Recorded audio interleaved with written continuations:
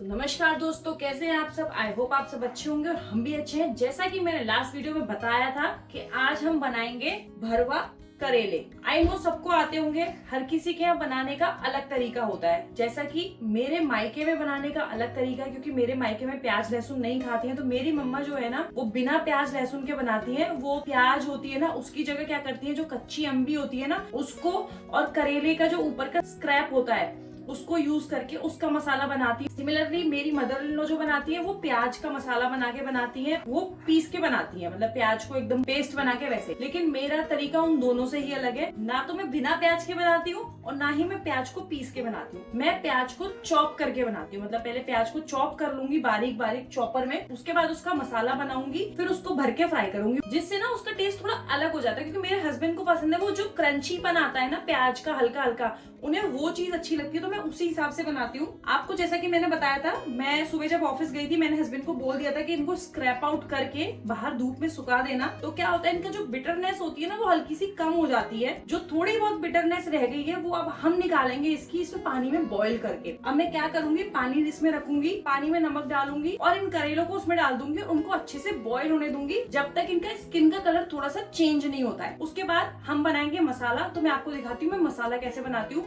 और कोशिश करूंगी मैं थोड़ा सा ज्यादा मसाला बना लूंगी, क्योंकि मेरे हस्बैंड को ना जो भिंडी बनती है ना भरी हुई, मतलब मसाले की भरी हुई भिंडियां भी बहुत अच्छी लगती हैं, तो यही मसाला उन भिंडियों में भी काम आ जाएगा। तो चलिए आप फटाफट से इन करेलों को बॉईल करते हैं। आप अपने हिसाब से पानी ले लीजिएगा कि जिसमें कि करेले जो है ना डूब जाए पूरी तरीके से। ऐसा नहीं है मैं कोई नाप तोल के पानी नहीं डालना है।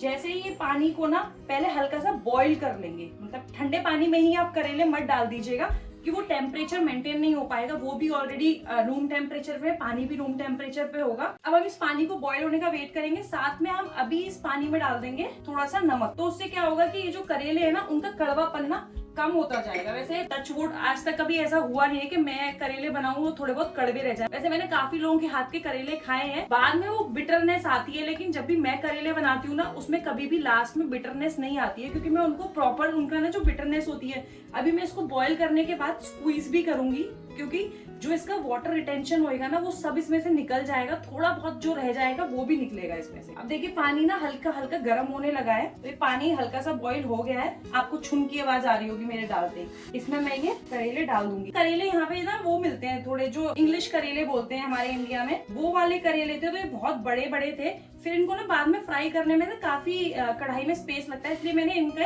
दो पीस कर लिए। और ये जो है ना जो इसका स्क्रैप निकलता है मैं उसको भी नहीं फेंकूंगी, क्योंकि वो भी हमारा मसाला बनाने के काम आएगा। तो इसको भी इसी में डाल देंगे।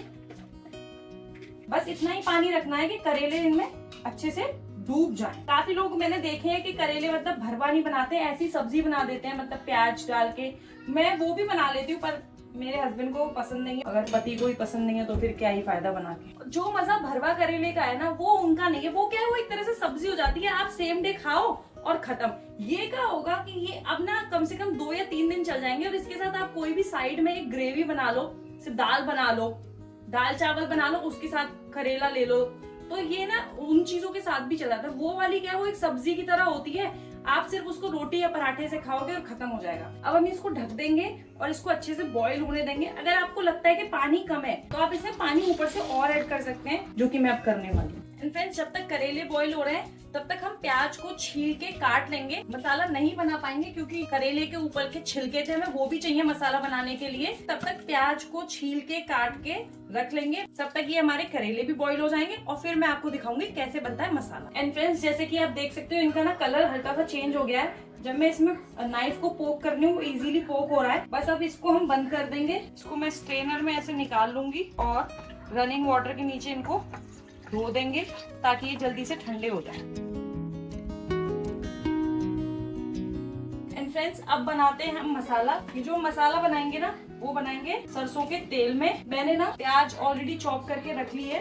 आप चाहे तो प्याज के संग ही अदरक और लहसुन भी पेस्ट मतलब चॉप कर सकते हैं, पर मेरे पास ऑलरेडी पेस्ट था तो इसलिए मैंने चॉप नहीं किया है। ये जो करेले मैंने बॉईल किए थे ना, इसके अंदर से मैंने वो बीज निकाल दी, क्योंकि यहाँ के जो करेले होते हैं ना उनके बीज काफी बड़े बड़े होते हैं, बहुत मोटे मोटे होते हैं। आपने देखा होगा इंडिया में जो होते हैं वो बीज ना बहुत ही पतले पतले होते हैं, तो खाते समय अजीब नहीं लगते। लेकिन इन करेलों के अंदर के जो बीज होते हैं वो मुंह में आते हैं और चबाने में बहुत दिक्कत होती है, इसलिए मैंने सारे इनके बीज निकाल दिए हैं। अब पहले बनाते हैं मसाला, उसके बाद इनको भरेंगे और फिर इनको फ्राई करेंगे। चलिए अब हम करते हैं तेल को खौलने का इंतजार, क्योंकि अच्छे से खौल जाना चाहिए। अगर आपके पास सौंफ पाउडर है तो आप पाउडर यूज कर सकते हैं, वरना आप हरी सौंफ आती है ना, उसको पीस के यूज कर सकते हैं। मेरे पास अवेलेबल था तो मैं इसको यूज करूंगी, वरना मैं भी पीस ही लेती हूँ। और साथ में मेरे पास मिर्ची का अचार डालती हूँ ना, तो उसका थोड़ा सा मेरे पास ये मसाला रखा है, तो मैं इस मसाले को भी डाल दूंगी, तो उससे भी ना एक अलग सा फ्लेवर आ जाएगा। एंड फ्रेंड्स, यहाँ तेल गर्म हो गया तो हम उसमें डालेंगे पहले जीरा, थोड़ी सी हींग और ये प्याज।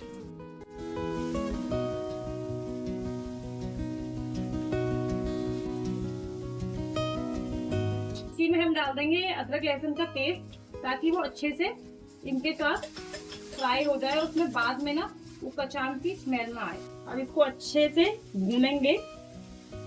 एंड फ्रेंड्स, जैसे हल्की सी प्याज ट्रांसलूसेंट हो जाएगी ना, तो हम उसमें ये जो हमने क्रैब बचा के रखा हुआ था वो हम डाल देंगे। अगर आपके पास कच्ची अम्बी है ना, आप उसको भी ग्रेट करके डाल सकते हो। मेरे पास यहाँ पे अभी अवेलेबल नहीं थी, तो मैं इसमें अमचूर का पाउडर डाल दूंगी, उससे भी ना वही टेस्ट आता है। अब इसमें आप जो बेसिक मसाले होते हैं ना, जैसे धनिया पाउडर, हल्दी पाउडर, ये कलर के लिए ये है कश्मीरी लाल मिर्च, तो ये तीखी नहीं है, हल्का सा तीखापन के लिए ये। बाकी ये है किचन किंग मसाला, और ये जो आप गरम मसाला देख रहे हैं ना, ये मैंने घर पे बनाया है। मतलब ये जो साबुत मसाले आते हैं ना, उनको ला के घर पे अच्छे से उन्हें रोस्ट करके धूप में सुखा के उसके बाद घर पे खुद पीसे। इनका खुशबू बहुत ही अच्छी होती है, अमेजिंग। तो वो डाल देंगे इसमें। साथ में डालेंगे नमक स्वाद अनुसार। हमारा मेन इंग्रेडिएंट सौंफ का पाउडर डाल देंगे।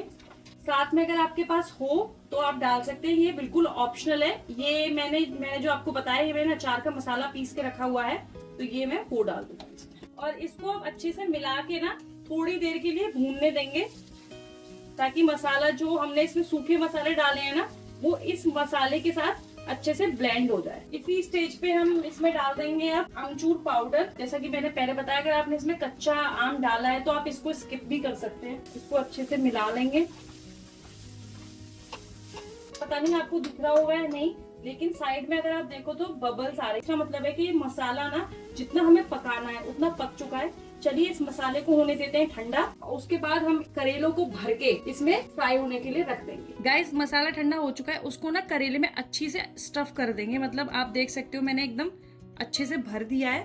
और इसी तरीके से हम अपने सारे जितने भी करेले हैं ना, उनको तैयार कर लेंगे। काफी लोग इनको ना बांध देते हैं धागे से मुझे नहीं अच्छा लगता वो, क्योंकि फिर बांधो फिर उन्हें खोलो, वो सब मुझसे होता नहीं है। तो इसलिए इनको मैं अच्छे से स्टफ करूंगी कि खाने में भी मजा आए और खिलाने में भी मजा आए। मतलब मैं फूडी हूँ, मुझे खाने का शौक है, मुझे नई नई चीजें ट्राई करने का शौक है, पर उससे ज्यादा मुझे शौक है बना के, नई नई चीजें बना के लोगों को खिलाना। लोगों को क्या मतलब, अपने घर वालों को खिलाना।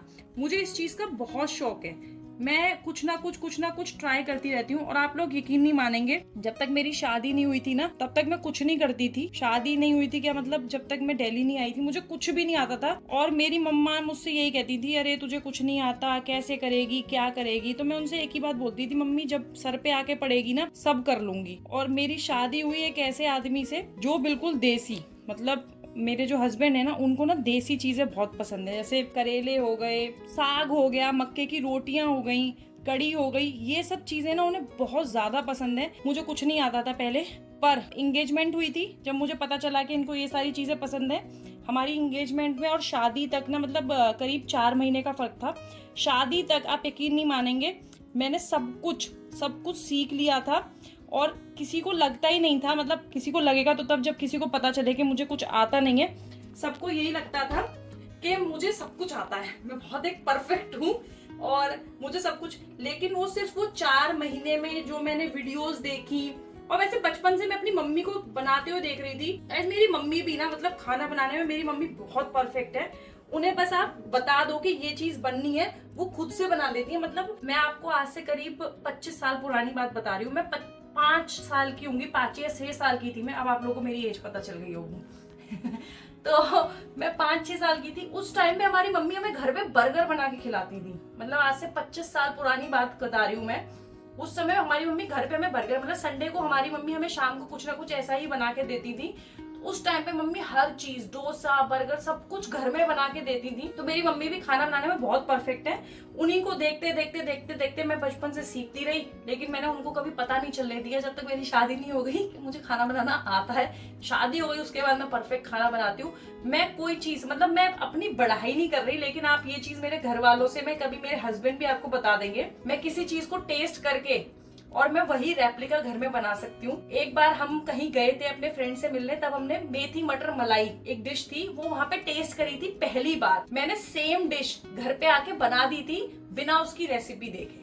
तो चलिए, बातें करते करते मेरे करेले भी भर चुके हैं। अब फटाफट से करते हैं तेल गरम और इनको करते हैं फ्राई। एंड गाइस, आप देख सकते हैं कि तेल बहुत ज्यादा गर्म हो गया है। हम इसमें इन करेलों को डाल देंगे। अब आराम से डालिएगा, जल मत जाइएगा। तो चलो, करेले के संग संग उंगलियां भी फ्राई हो गई। बस अब इन्हें हम रख के पकने देंगे। जब ये एक तरफ से बिल्कुल ब्राउन हो जाएंगे ना, तब हम इनको पलटेंगे। लो नहीं, पर मीडियम फ्लेम पे इन्हें छोड़ना है पकने के लिए। और जब ये एक तरफ से पक जाएंगे तो फिर मैं ये वाला मसाला भी उसी में डाल दूंगी। एंड फ्रेंड्स, हमारे मसालेदार करेले बनके तैयार हो गए। अब इनको निकालते हैं प्लेट में और करते हैं सर्व। फ्रेंड्स, ये भरवा करेले बनके हो चुके हैं तैयार। एंड अब मैं उनके लिए बनाती हूँ गर्मा गर्म रोटियां और उनको खाने के लिए देती हूँ। बाकी अगर आपको रेसिपी अच्छी लगी हो तो प्लीज वीडियो को लाइक करें, चैनल पे नए हो तो चैनल को सब्सक्राइब करें। Thanks for watching, bye bye.